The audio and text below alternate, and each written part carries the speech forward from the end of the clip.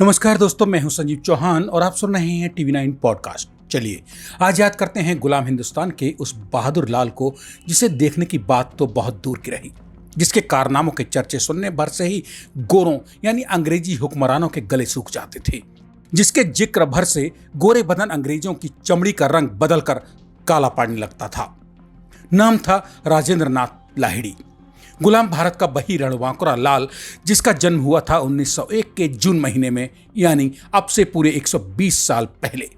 हिंदुस्तान की खूबसूरत सरजमीन पर जन्म लेने वाले की गौरव गाथा, या ये कहूं कि आज मैं 21 साल बाद उस बहादुर के बांकपन की बात कर रहा हूं जो निहत्था होकर अपनी रौबीली आवाज से ही गोरे अंग्रेजों की बंदूकों के धमाकों की आवाज को भी दबा देने की कुव्वत रखता था, तो भी अतिशयोक्ति नहीं होगी। हिंदुस्तान के ऐसे निहत्थे क्रांतिकारी सपूत राजेंद्र नाथ लाहिड़ी से गोला बारूद, साम दाम, दंड भेद, हर तरह का हथकंडा अपनाने पर उतारू ब्रिटिश अफसरान की रूह फना क्यों होती थी? बस आप बने रहिए मेरे साथ, इस सवाल का जवाब भी जरूर दूंगा एक बहादुर बेलाग हिंदुस्तानी क्रांतिवीर की याद में पेश पॉडकास्ट की इस कड़ी में आगे चलकर। भारत के ऐसे वीर सपूत ने मां बसंत कुमारी की कोख से जन्म लेने के बाद जब दुनिया में आंख खोली तो पता चला कि पिता छिति मोहन लाहिड़ी और बड़े भाई तो पहले से ही जेल में बंद हैं।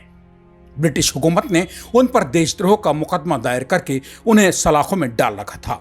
इस गफलत और गलतफहमी में कि छिति मोहन लाहिड़ी जेल में बंद रहेंगे तो गोरे बंगाल की सरजमी पर रातों को चैन से सो सकेंगे, अंग्रेजी हुकूमत का मगर वो एक वहम भर था। राजेंद्र लाहिड़ी को 8 साल की उम्र में ही बंगाल से बनारस में रहने वाले उनके मामा के पास भेज दिया ताकि वे अंग्रेजों की काली नजरों से बचे रह सकें, पढ़ लिख कर अपनी जिंदगी बसर कर सकें। मगर बेटा तो पिता से भी 4 कदम आगे निकलता भी आखिर क्यों नहीं? आजादी पाने की ललक तो उसे माता की कोख और पिता के खून से ही हासिल हुई थी। बालक राजेंद्र नाथ लाहिड़ी को जब पता चला कि उसके पिता और बड़े भाई को काबू रखने की गरज से अंग्रेजों ने उन्हें जेल में डाल रखा है, तो उसका बालमन बेकाबू होकर वक्त से पहले ही जवान कहिए या फिर अंग्रेजों से 2-2 हाथ करने को उतावला हो उठा। मन में अंग्रेजों द्वारा भड़काई गई विरोध की वो चिंगारी युवा राजेंद्र नाथ लाहिड़ी के मन को वक्त से पहले ही शोला बना बैठी।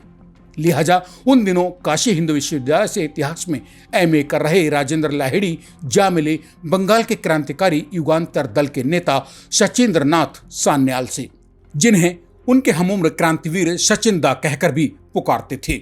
उस दिन फौलादी इरादों वाले राजेंद्र लाहिड़ी ने उस दिन जब सचिन दा का हाथ पकड़ा तो बाकी बची तमाम उम्र सचिन दा ने खुद ही अंतिम समय तक लाडले राजेंद्र का हाथ कभी नहीं छोड़ा। सचिन दा ने उन्हें अपने साथ रखकर बनारस से निकलने वाली पत्रिका बंगवाणी के संपादन का दायित्व भी सौंप दिया। साथ ही अनुशीलन समिति की वाराणसी शाखा के सशस्त्र विभाग का प्रभार भी सौंप दिया। अंग्रेजी हुकूमत और उसके हुक्मरानों के खिलाफ युवा राजेंद्र नाथ लाहिड़ी के दिमाग में भभकते धधकते तंदूर की तपिश भांपकर सचिन दा ने उन्हें हिंदुस्तान रिपब्लिक एसोसिएशन की गुप्त बैठकों में भी बुलाना शुरू कर दिया। उन गुप्त बैठकों में जिनमें अंग्रेजों को तबाह करने की योजनाओं पर लगाई जाती थी आखिरी मोहर। उसके बाद जब क्रांतिकारियों की टोली ने हिंदुस्तान सोशलिस्ट रिवॉल्यूशन आर्मी का गठन किया तो उसमें भी राजेंद्र प्रसाद लाहिड़ी को बनारस का सर्वेसर्वा बना दिया गया। यह सब करते धरते आ गया सन 1925। आजादी का भूखा क्रांतिवीर राजेंद्र लाहिड़ी समझ चुका था कि अंग्रेजों से भूखे पेट लड़ा जा सकता है, मगर खाली हाथ उनकी औकात उन्हें बता पाना बेहद मुश्किल होगा। सो सबने मिलकर अंग्रेजों से उनके मुंह के निवाले ही झपटने की योजना बनाई और उत्तर प्रदेश के शहर शाहजहांपुर में एक दिन सब इकट्ठे हो गए। अंग्रेजों के दुश्मन और भारत माता के वे वीर सपूत जहां इकट्ठे हुए वो जगह थी पंडित राम प्रसाद बिस्मिल की। तय हुआ सहारनपुर से काकोरी के रास्ते ट्रेन में लाद कर लखनऊ पहुंचाए जा रहे सरकारी खजाने को लूट लिया जाए। उस डाके की टीम की अगुवाई सौंपी गई राजेंद्र लाहिड़ी को। योजना के मुताबिक ट्रेन जैसे ही काकोरी स्टेशन से थोड़ी आगे यानी लखनऊ की ओर बढ़ी, उसे जंजीर खींचकर राजेंद्र लाहिड़ी ने रुकवा दिया। ये बात है 9 अगस्त 1925 की। उसके बाद उस दिन ट्रेन में मौजूद गोरों की दौलत हिंदुस्तान के वीर सपूतों ने राम प्रसाद बिस्मिल, राजेंद्र नाथ लाहिड़ी, अशफाक उल्लाह खां, चंद्रशेखर आजाद के साथ मिलकर लूट ली। अपना पेट या अपनी तिजोरियां भरने के लिए नहीं, खुद को और अपनों को दाने दाने के लिए मोहताज करके भी हिंदुस्तान को गुलामी की बेड़ियों से आजाद कराने की जिद में। आजादी के भूखे ऐसे रणवांकरे राजेंद्र लाहिड़ी जैसे वीरों के खून से लिखे गए हिंदुस्तान के बहादुरों की किताबों के पीले पड़ चुके पन्ने पलटने पर पता चलता है कि गोरों की पुलिस ने अब के कोलकाता और तब के कलकत्ता के पास स्थित दक्षिणेश्वर इलाके में हुए एक बम धमाके में राजेंद्र लाहिड़ी सहित कई युवा क्रांतिकारियों को गिरफ्तार कर लिया। राम प्रसाद बिस्मिल, अशफाक उल्लाह खां, राजेंद्र लाहिड़ी, रोशन सिंह को फांसी की सजा सुना दी गई। चारों को फांसी लगनी थी 19 दिसंबर को, मगर राजेंद्र नाथ लाहिड़ी के क्रांतिकारी कामों से खौफजदा अंग्रेजी हुक्मरानों ने उन्हें 2 दिन पहले ही यानी 19 दिसंबर के बजाय 17 दिसंबर को ही यूपी की गोंडा जेल के फांसी घर में फंदे पर लटका दिया।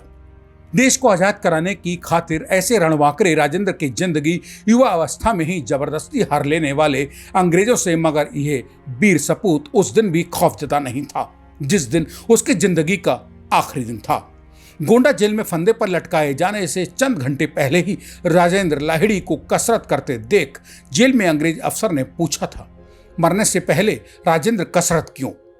तो हिंदुस्तान के वीर लड़ते और अंग्रेजी हुकूमत की आंखों में कंकड़ से चुभने वाले राजेंद्र लाहिड़ी ने करारा जवाब दिया, जेलर साहब, मैं हिंदू हूं, पुनर्जन्म में विश्वास करता हूं, मौत से पहले अपने शरीर को स्वस्थ रखना चाहता हूं ताकि अगले जन्म में हिंदुस्तान में ही जन्म लूं तो मैं पूरी तरह स्वस्थ ही पैदा हूं और इस जन्म में हिंदुस्तान की आजादी के लिए बाकी बचे संकल्पों को अगले जन्म में पूरा कर सकूं।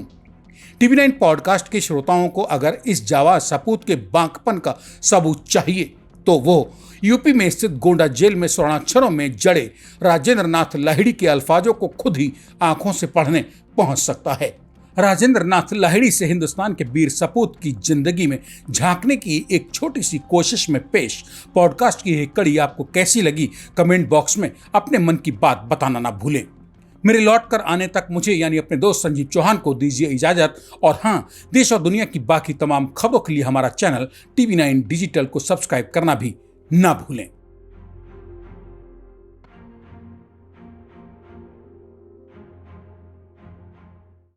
कोरोना धर्म नहीं देखता, जात नहीं देखता, अमीर गरीब ऊंच नीच नहीं देखता। कोरोना सिर्फ मौका देखता है, लेकिन आप उसे मौका मत दीजिए। बस इतना कीजिए, जब कभी दफ्तर से, बाजार से घर लौटिए तो इतना ख्याल जरूर रखिए कहीं आपके साथ कोरोना आपके घर तो नहीं जा रहा। भूलिए मत, कोरोना अभी जिंदा है।